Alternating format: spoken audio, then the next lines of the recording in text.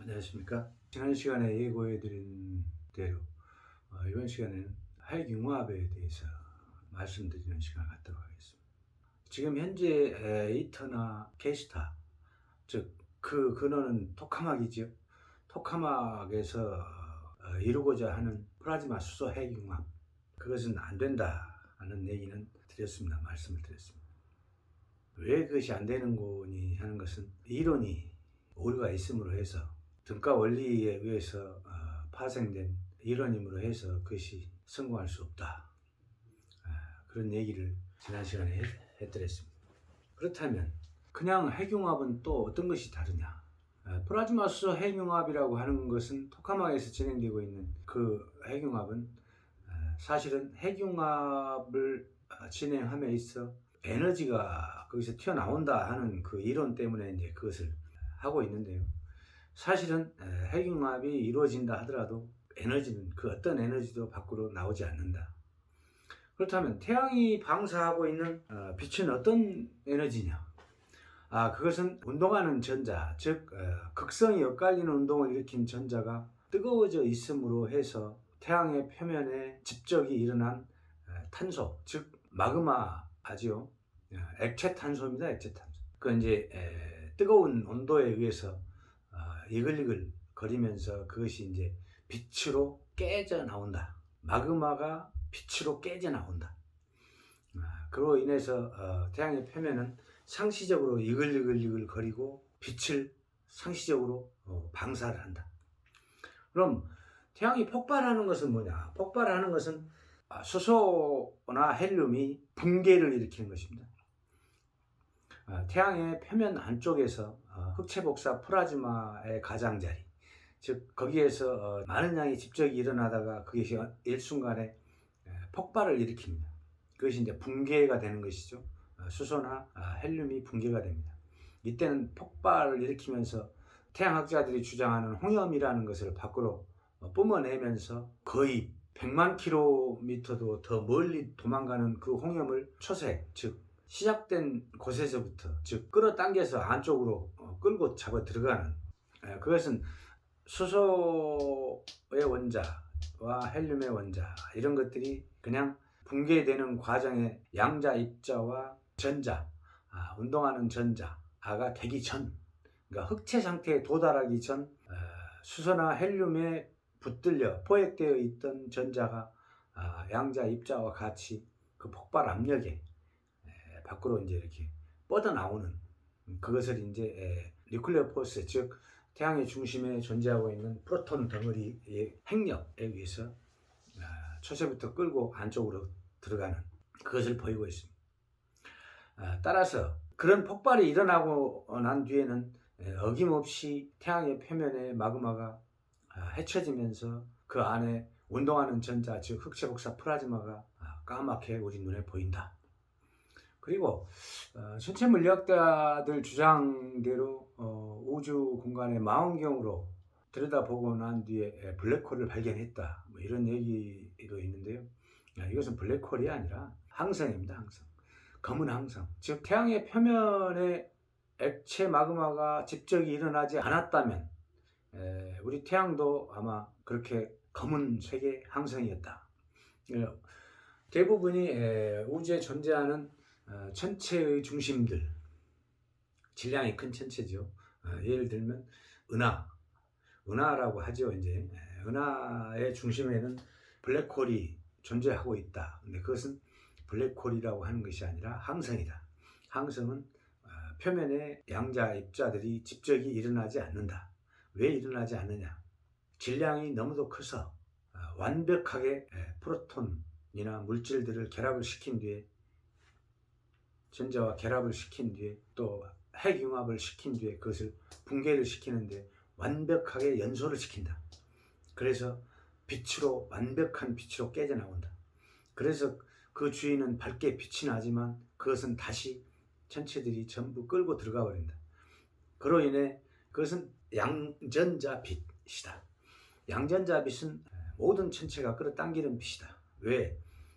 모든 천체의 중심에는 프로톤이 존재하고 그 다음에 프로톤의 핵력에 의해서 끌어당겨서 가두어진 전자가 존재하므로 그 양전자빛은 전자와 대전되어 쌍소멸을 일으키기 위해서 다 끌려 들어가는 것이다.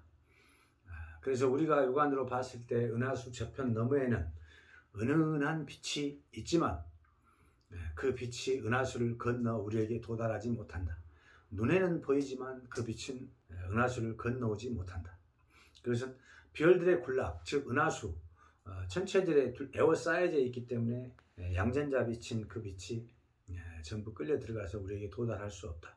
그래서 우리는 그것의 실체를 알 수 없지만 은은한 빛은 보인다. 그럼 핵융합은 어떻게 일어나야 되고 어떻게 하면 일으킬 수 있는지에 대해서 설명을 갖는 시간을 갖도록 하겠습니다. 앞의 시간에서도 얘기했었지만 우주의 모든 물질은 양자와 전자로 이루어져 있습니다. 양자는 우리 눈에 보이고 전자는 우리 눈에 보이지 않습니다.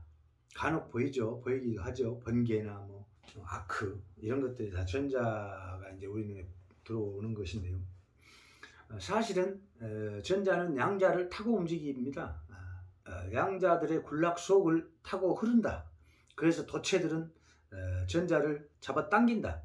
도체가 전자를 잡아당기는 이유는 아직 전자에 대한 핵력을 가지고 있기 때문입니다. 그로 인해서 이제 전기 저항이라는 것이 발생을 하게 됩니다.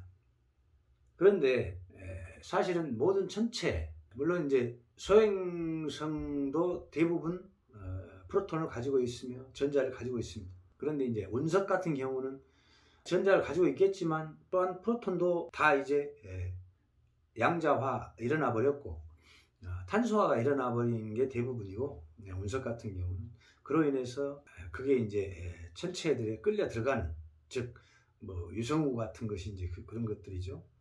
그 이외에 프로톤을 가지고 있고 프로톤이 끌어당겨서 가둬둔 전자가 있다면 아무리 작은 소행성이라 하더라도 천체에는 끌려 들어갈 수 없다. 왜?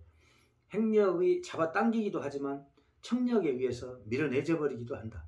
예를 들면 중력의 범위 안에 그런 소행성들이 들어오게 되면 그 범위 밖으로 청력에 의해서 밀려난다. 그로 인해서 천체에 끌려 들어가지 않고 우주를 유영하고 있다. 자, 그러면 수소는 무엇으로 이루어져 있냐? 프로톤입니다. 프로톤은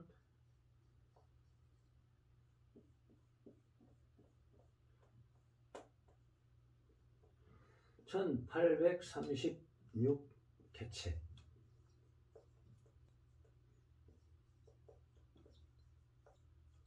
양전자로 이루어져 있다. 1836개체의 양전자로 이루어져 있는데 이거를 자세히 들여다볼 수는 없지만 아마도 이것이 깨져 나온다면 각각 개체의 양전자다. 그로 인해서 이게 1836개체가 이렇게 뭉쳐져 있으면서 안에 절대 온도를 가지고 있다. 절대 온도 이렇게 가지고 있습니다. 이 프로톤. 그런데 여기서 이제 전자를 하나 딱 이렇게 포획을 하게 되면 이 개체가 바로 경수소다. 하이드로겐이죠. 이 경수소는 전자를 다른 불순물을 가지지 않는 예를 들면 중성자나 삼중수소처럼 중성자 2개나 또 뭐 불산처럼 황이나 유황 같은 것 아니면 염화 성분을 띠고 있는 어떤 물질 이런 중성자 성분을 지닌 것을 가지고 있지 않습니다. 사실은 그래서 깨끗한 거지요. 이것은 천체의 중심에 있는 이 프로톤이 전자 하나만을 딱 취하면 만들어진다. 하이드로겐이 이제 만들어지는 것입니다. 이때 융합을 일으키려고 하면은 조건 없이 이 전자 껍질을 벗겨내야 됩니다. 전자를 떼어내야 됩니다. 그러나 그 전자를 떼어내기는 쉽지 않다. 왜 쉽지 않냐? 핵력, 뉴클리어 포스가 워낙 강합니다. 전자를 향한 사실은 전자보다 1836배가 크므로 전자 에너지보다 1836배가 큰 에너지화되어 있다. 그로 인해 이 프로톤은 또 하이드로겐인 경수선은 전자를 떼내기가 쉬운 일이 아니다. 그러나 우리가 지구나 우리 태양계에서 자주 눈에 띄고 있는 UFO를 보면 이 전자 껍질을 벗겨내서 이 프로톤을 양자 결합을 해서 그것을 제어를 한 외계인들이 그 천체를 중력체죠. UFO는 중력체입니다. 중력체를 몰고 항성 간 행성 간 이동이 가능합니다. 네, 그게 핵력과 청력에 의해서 끌어당기고 거리를 벗어나면 다시 저쪽에서 끌어당기게 되고 밀어내게 되고, 우리가 개발해서 연구해서 우주를 벗어나고자 하는 로켓하고는 차원이 다른 것이죠. 항성 간 행성 간 거리를 무한대로 이동을 할 수 있다. 핵력과 청력으로 할 수 있다. 그로 인해서 이제 이 전자 껍질을 사실은 벗겨내야 된다. 이것을 붙이려면은 이 프로톤을 전자 껍질을 이렇게 벗겨낸 뒤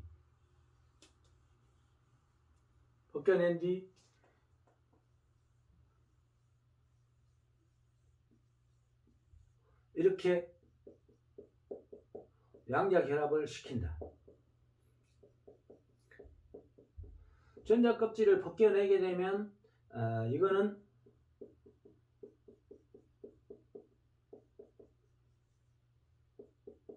양자가 결합이 된다. 이게 결합이 되면은 결합된 만큼의 전자를 이렇게 포획을 해서 사용을 할 수가 있다. 포획을 해서. 단 이것을 제어를 해야 되는데 어떤 식으로 제어를 해야 될 것인지, 전자가 접근할 수 없도록 완벽하게 차단을 해야 된다.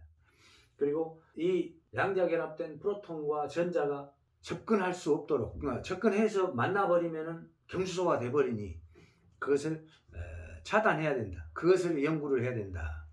그것이 아니고는 만약 이렇게 되면은 이 전자들이, 주위에 쌓인 전자들이 이렇게 운동을 일으킨다. 운동을 일으키면 이 전자는 뜨거워진다. 즉 태양하고 똑같은 것입니다. 우리 지구하고 지구 내부하고 똑같아진다.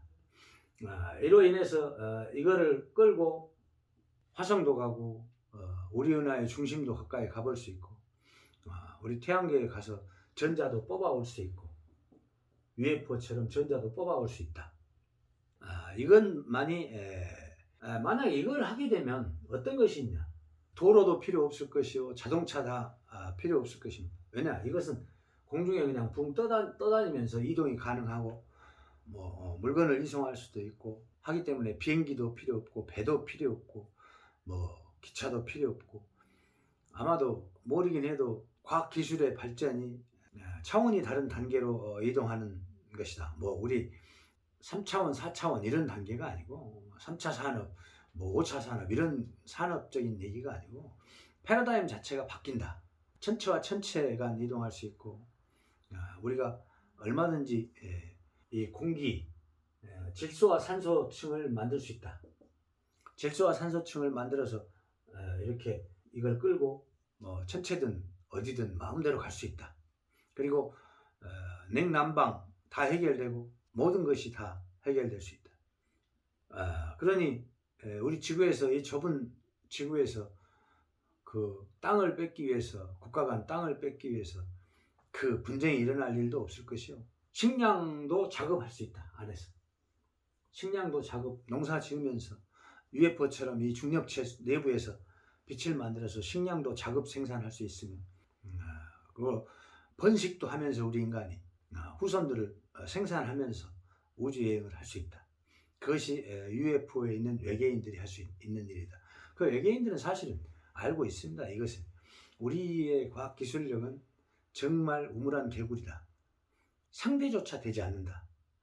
핵폭탄이든 뭐든 로켓이든 우리 지구인과의 싸움에서는 어림도 없다. 접근 자체가 안 되니까요.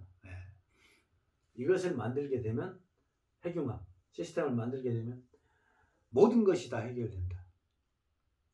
석유도 필요 없고 가스도 필요 없으면 그냥 가고 싶은 곳 잠시 잠깐 달나라에 가서 달에, 우리 위성인 달에 겨우 38만 킬로미터 정도 떨어진 달에 잠깐이면 간다. 달과 지구와의 핵력과 청력을 이용하면 아마 모르긴 해도 갔다 오는데 30분도 걸리지 않을 것이다. 달을 향해 가고 도착하는데 30분도 걸리지 않을 것이다. 화성에 갔다 오는데도 1시간이면 갔다 올 수 있을 것이다. 네. 그것이 이제 이 초전도 상태에 있는 것입니다. 이게. 초전도 상태에 있다. 이 프로톤을 우리가 사실은 뽑아서 쓸 수 없기 때문에 경수소에 포획되어 있는 전자를 떼어내고 그것을 이렇게 양자결합을 시키면 가능하다.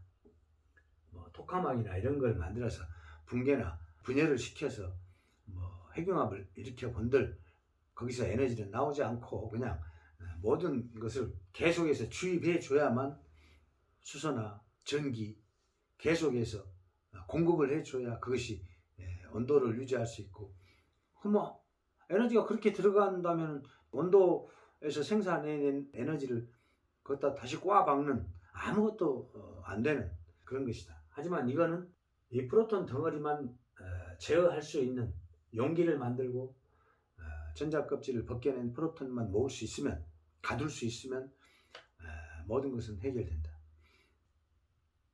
완벽하게 바꿀 수 있다. 오늘은 여기까지 하겠습니다.